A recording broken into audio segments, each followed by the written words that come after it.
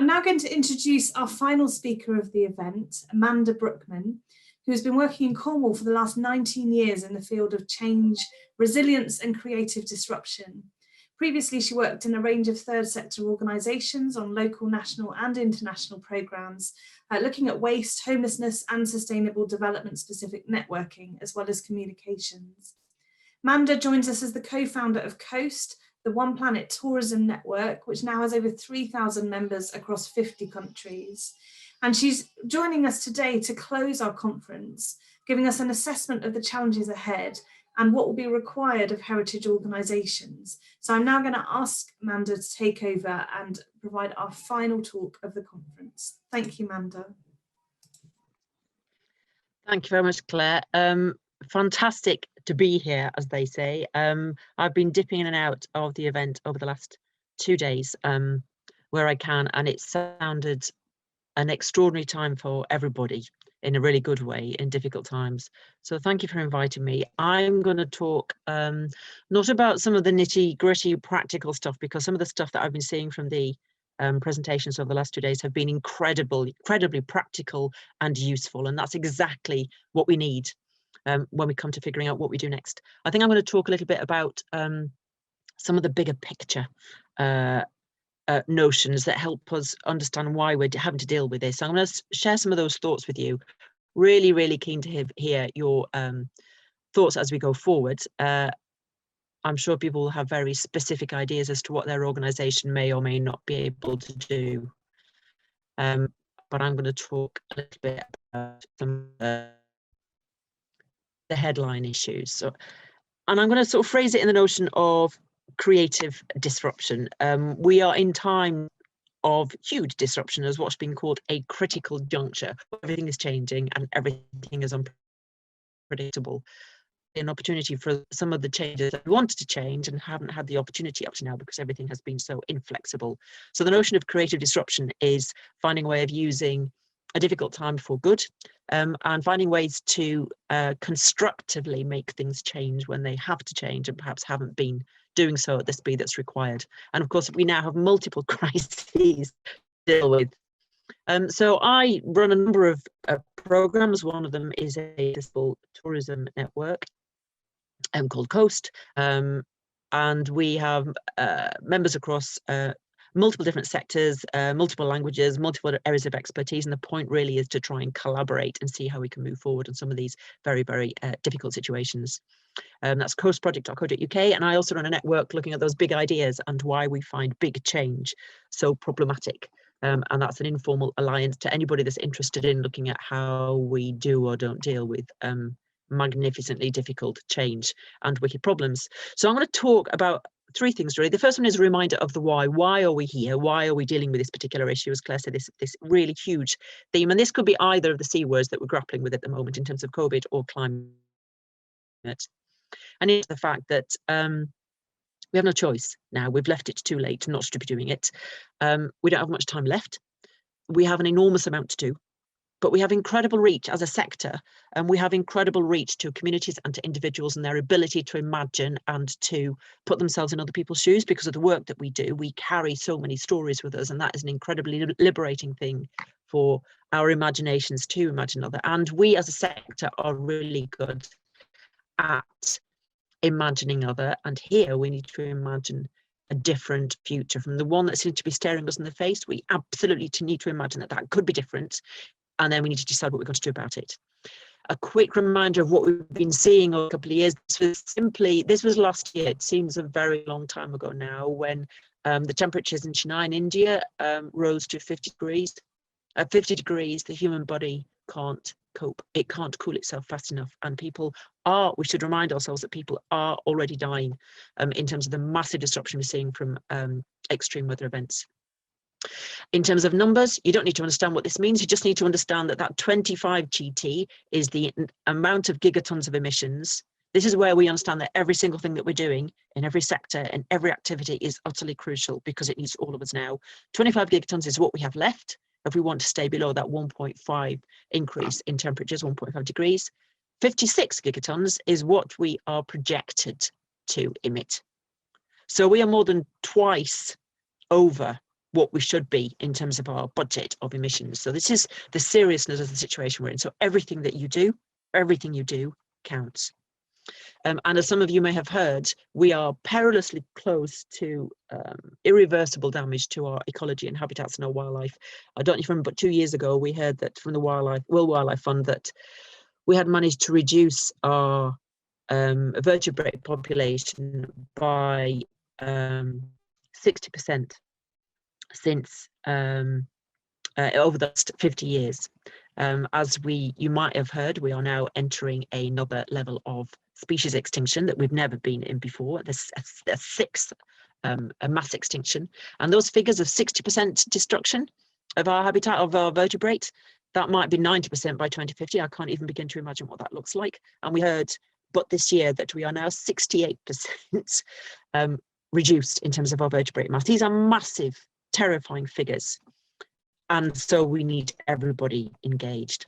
And of course, we're seeing the impact on our communities as people having to move more than they have ever moved before, and not out of choice. So that forced displacement is what we're seeing in terms of the migration and refugee crisis. This is all connected. We're seeing it in terms of our loss of biodiversity impacting on our food supplies, which is really, really scary. As Michael Higgins said, around the world, the Library of Life, which I think is a beautiful turn of phrase. The Library of Life that has evolved over billions of years, our biodiversity has been destroyed, poisoned, polluted, invaded, fragmented, plundered, drained, and burned at a rate not seen in human history. And as those of us involved in mining heritage and culture, as he said, if we were coal miners, we'd be up to our waist in dead canaries. So we cannot possibly countenance business as usual. Everything that we're doing has to change. So a reminder of the how, having done a reminder of the why, is that we need, and this came up again and again in the sessions over the last 2 days, really, really impressive collaboration and communication, how something that somebody is doing over here can be passed as an example of great practice and what we have learned. And here are our bruises, and here's the really good stuff to somebody else that might be in a different sector, might be in the same sector. How do we move those ideas around? How do we encourage the rule breaking that we need in our minds to think we need to do things differently now? We need to completely change that paradigm that we're in order to think really constructive ways of moving forward. And how do we deploy critical thinking? Critical thinking isn't critiquing something else. It's understanding that sometimes we need to step back to look at what we're doing and then decide that maybe we need to do it differently, or maybe there's something that we haven't included. Maybe we need to talk to new people. Maybe we need to rethink a lot of our presumptions. And that sense of collaborating and communicating is utterly crucial. If we're going to find any way through this, to do all the things that you've been doing over the last 2 days, how on earth do we find a way of sharing the load, sharing the labor, and sharing that those epiphanies you get, think, oh my God, we could do it this way, or we found a new way of doing it and we found it accidentally. We're going to pass that information on to you. Because we are talking about system change. We are talking about a complexity of systems, so everything is interconnected. It's not about linear change. It's about the whole system. If we think of the sector as a whole system, how does that work in the notion of climate and our ecology as a system? How do we put in rather than extract? And how to make sure that every one thing that we do well is able to be taken on by somebody else.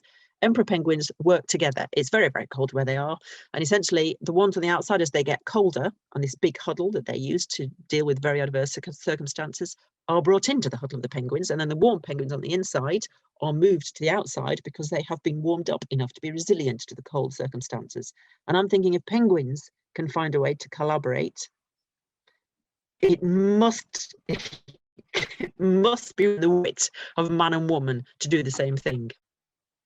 The second thing about communication is finding a way of actually inspiring. It's not necessarily about putting more signs up in whichever area of the sector we're working in. It's actually about engaging, lighting a fire in people's bellies so they feel as if they are part of that collective effort, and that they feel inspired by what they see and their experience of within the sector to actually change what they're doing, and to understand that the sector is doing everything it can. It becomes much more of a collaborative effort.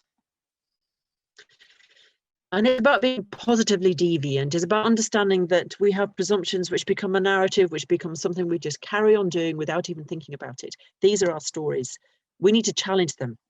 we've never been in a situation like this before, and so it involves us thinking about everything about what we buy, how we engage with our communities and our public, how we run our buildings, how we run our teams, how we engage with our volunteers, how we find out what's happening outside the usual circumstances of our work, and then changing those narratives, what our economic models are.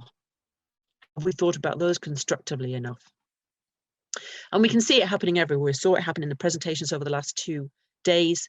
And likewise, the Cornwall West Devon World Heritage Site are trying really hard to engage with this down in Cornwall. Their very new management plan that has been out for consultation this year is quoting the IPCC, is talking about the unprecedented change. I'm just looking at the italics, which are mine in this introductory paragraph, talking about holistic understanding, is talking about the World Heritage Site as a steward, not just of cultural heritage, but extraordinary ecological and biological diversity, that biocultural wealth. And it's going beyond conventional definitions of conservation to offer leadership and support for its resident communities. It's not just about the buildings, it's about the people who live in these places, as they face directly into a future of ecological and climate crises. We cannot shy away from the notion that these are multiple crises and the inevitable societal impacts of these. So what has been perceived as the areas of the cultural and heritage sector which are trying to keep things as they are now really stepping into that place and saying our role has changed, our vulnerability has changed, our ability to deliver change and encourage change elsewhere has changed. This is what we need to engage with. So that positive deviance, bursting the rules, we do get attached to those narratives, and we so desperately need to change them. In the Dust Bowl in the 30s in the States, as some of the older farmers said then, when they were effectively ravaging the land to try and make it grow more food, as they said, when it stopped working, we just did it even more. And this is what we tend to do as human beings. So we can call on those stories from our past to say, this is how we saw massive change and challenge then. This is what our response was. This is where we think we need to do it better now. And we can pull those stories and pull that expertise and pull that learning and where we went wrong into what we're doing now, so that we don't end up like this. We cannot do this. There's a questionship over where leadership resides at the moment. And I think from my perspective, leadership has to reside in every single one of us deciding that there is something that we can do. And that might involve challenge in our home lives, in our work lives, in the sort of strategic partnerships we're involved in, because if we don't, we are literally grey suits walking off a cliff. We have to find a way of saying, actually, I'm stepping back. Maybe the route through is doing something very, very different. And part of that notion of critical thinking is understanding the difference between straight line thinking and systems thinking. And the bits that I've heard from the event over the last 2 days show me that people are absolutely moving from just thinking in parts to thinking in the whole, moving from that linear way of thinking to systems thinking and how it's non-linear and connected. Thank you. Looking at the difference between analysis and synthesis, how we can bring it together and use what we've learned to deliver a different way of thinking. How we move from structures and get locked into those structures and construct it into processes, and understanding how things work and how they can change. Hierarchies into networks, much more collaborative and horizontal, and not seeing just an object, but actually understanding the relationship between one object and something else, which to my mind is exactly what the cultural and heritage sector is all about. To explain how one thing that's connected to something else, how it's created a story, whether you're thinking temporally, past, present and future, or whether we're thinking about different groups of communities operating now. And when we talk about the what, finally a reminder of the what, we are talking about business models, we are talking about economics, actually, which I'll come to in a second. We are absolutely talking about collaborative learning. All of us are learning on this path. We are just like climate, we are creating the path as we walk on it. And I've heard people talk about their sites becoming a community space, a shared asset, that notion of a pooled resource, as Eleanor Ostrom, that fantastic economics Nobel Prize winner, was talking about our heritage and culture as a pooled resource for building resilience in our communities and in our sector. We cannot not collaborate anymore. In terms of that economic model, I think a few will already have heard that of Kate Raworth's Donor Economics. It refers to this being our 21st century selfie. And for those of you that haven't seen it, it's simply a way of putting all these thoughts together. The bit in the middle are the social foundation goals. we cannot possibly forget or leave behind those people who have least. And of course, the outside ring are our planetary boundaries, which we are absolutely breaching at the moment. It's like we've forgotten the rules that we need to break, and we're breaking all the rules that we can't. So in terms of climate change, in terms of nitrogen and phosphorus loading, in terms of land conversion, in terms of biodiversity loss, we are breaching all those. And of course, we've seen everywhere that in actual fact, people are beginning to step up. Business Declares a Climate Emergency came out with us 18 months ago. Through the floorboards of our community, people are saying we need to engage with this. Tourism projects and tourism initiatives are saying that we have reached a tipping point, we need to get involved. We've seen clinicians, we've seen lawyers, we've seen scientists saying we are stepping up and saying this is an emergency and we all need to be engaged.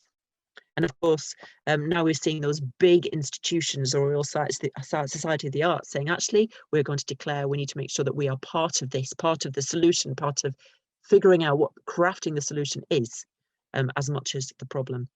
And I don't know if you remember when activists shut down the British Museum in terms of their engagement with the fossil fuel industry, a very, very controversial action, when 350 people took over the British Museum in 2019, in February.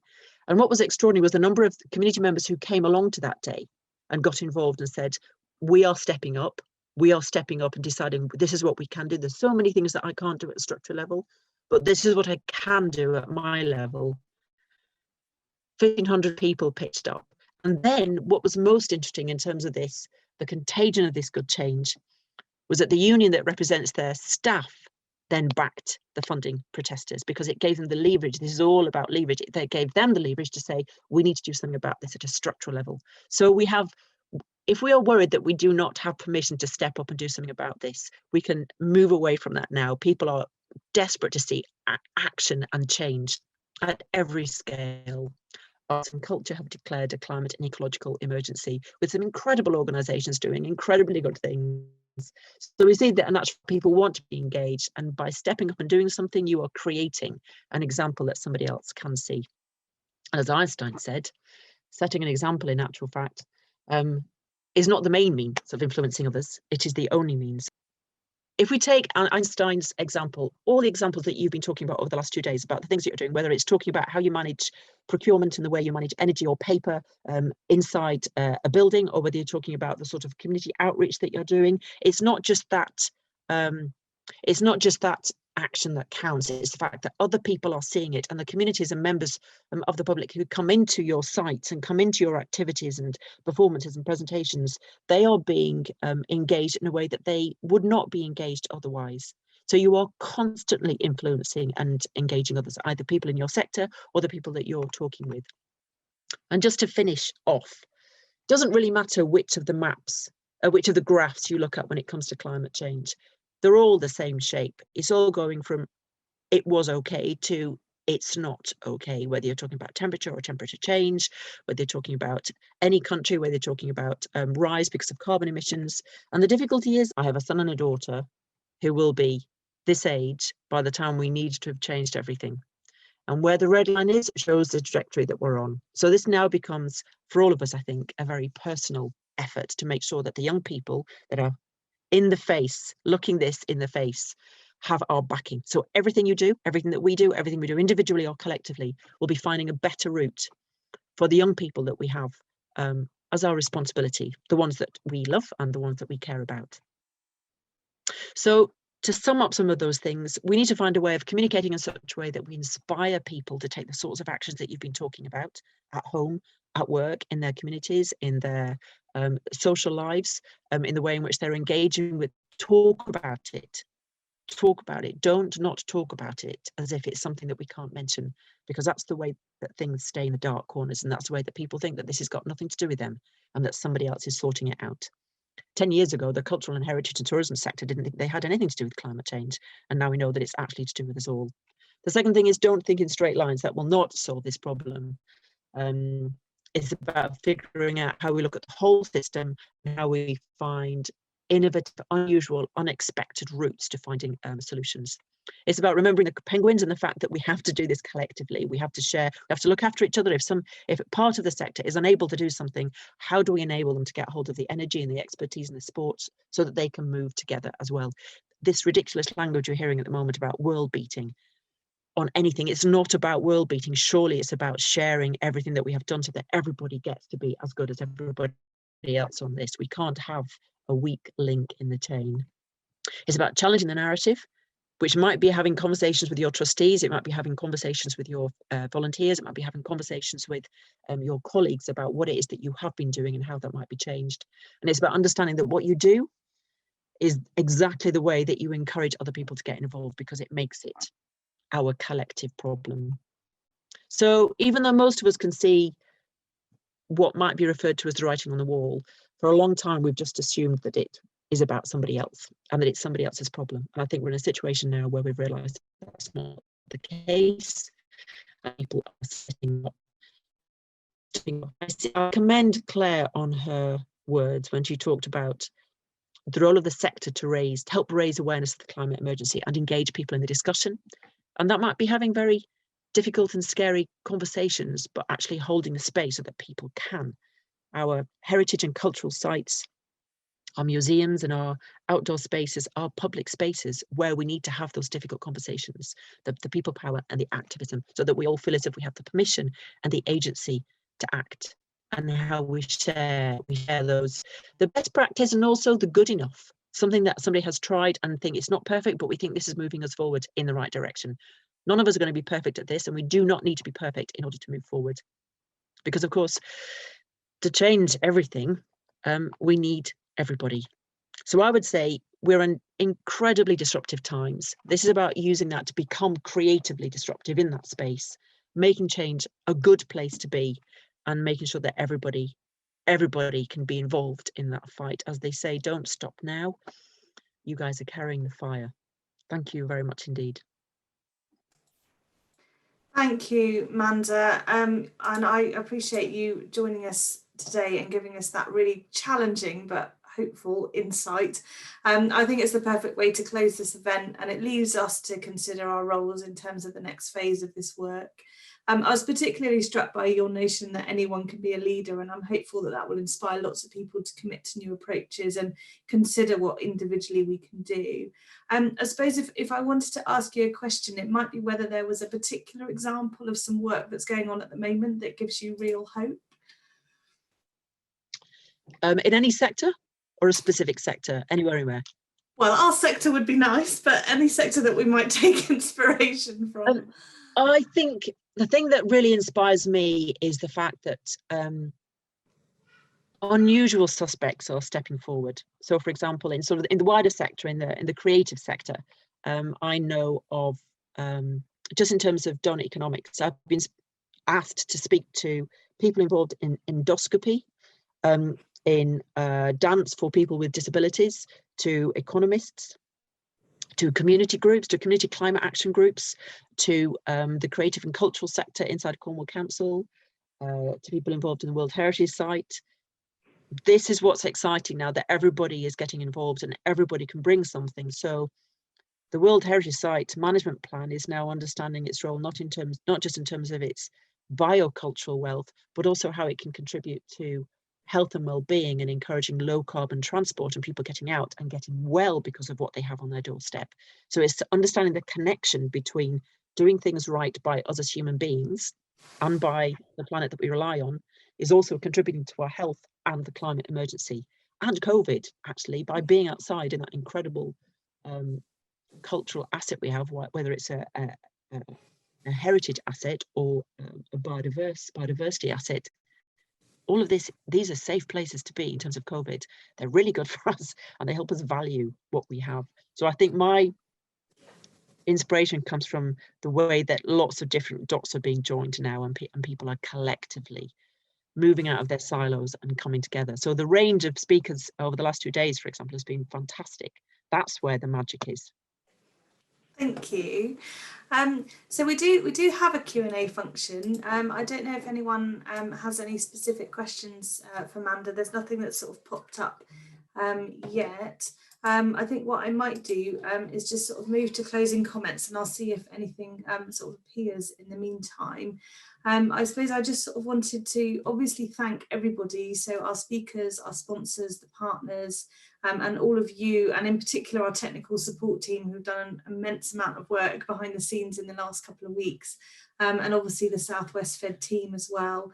I mentioned yesterday, but I again just want to particularly thank Andrew Thompson and Matt Ashdown for their work, without whom the event would not have happened. I'm hoping you've really enjoyed it. I'm hoping you will continue to support the Federation as we adapt for our own future. And I just wanted to mention that last night at our AGM, we passed some quite significant resolutions that are going to see us really reshape the Fed and take quite a new direction in terms of our programming, but also how we structure our membership. So I'm hoping you'll all keep an eye out for the details of what's coming next and how you can get involved. And obviously we've taken a lot away from these last 2 days about how we may be able to advocate for the region in this work, as well as many other areas. So I'm hopeful of seeing as many of you as possible over the coming months, and ask you just to keep an eye on our follow-up content through our website and social media pages, as we will most definitely be carrying on this debate. So thank you, everybody. Normally I would be wishing you safe journeys home, but it feels very appropriate that I'm not. So I wish you all well, and hope to see you soon. Thank you.